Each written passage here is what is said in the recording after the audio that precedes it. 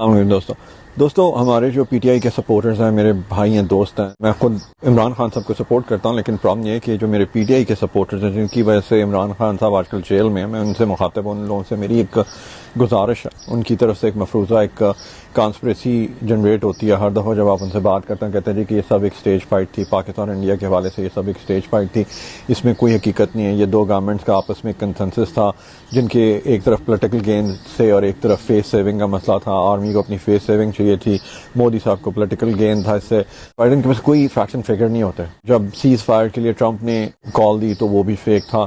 اتنے زیادہ ڈرونز جو انڈیا کے انٹرسپٹ کیے پاکستان نے، یا وہ خود سے گرے، یہ بھی ایک سٹیج فائٹ کا حصہ تھا.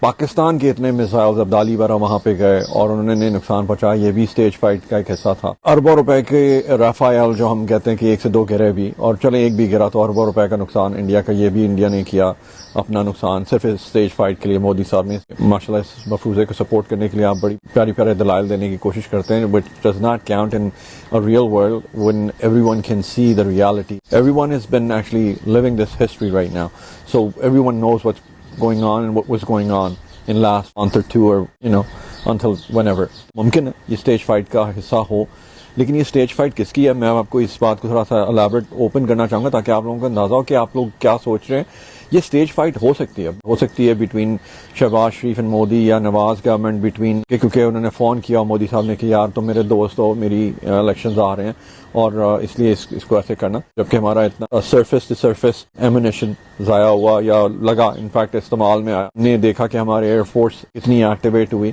سٹیج فائٹ ہو سکتی ہے between political government to political government, یہ بہت ممکن ہے، لیکن between arm forces of Pakistan and arm forces of India یہ سٹیج فائٹ نہیں تھی. ہم آپ کے اسی مفروضے کے ساتھ چلیں تو پچھلی گورنمنٹ میں بھی عمران خان صاحب کے ٹائم پہ جب ابھینندن صاحب آئے تھے پاکستان میں، تو عمران خان صاحب نے انہیں واپس کیا تھا. تو اس پہ بھی پھر یہ بات کر سکتے ہیں. جیسے آپ فنگر پوائنٹنگ کرتے ہیں بغیر کسی فیکٹس اینڈ فگر کے، تو یہ بھی سوچا جا سکتا ہے کہ ایک پاکستان ایئر فورس نے اس وقت بھی ابھینندن کا جہاز گرایا، اور آپ کے کیونکہ کنسنسس تھا گورنمنٹ کے عمران خان صاحب کے مودی صاحب کے ساتھ، تو انہوں نے اس لیے ابھینندن کو 2 سے 3 دن میں واپس بھیج دیا. ان مفروضوں کا کوئی کیس نہیں ہے.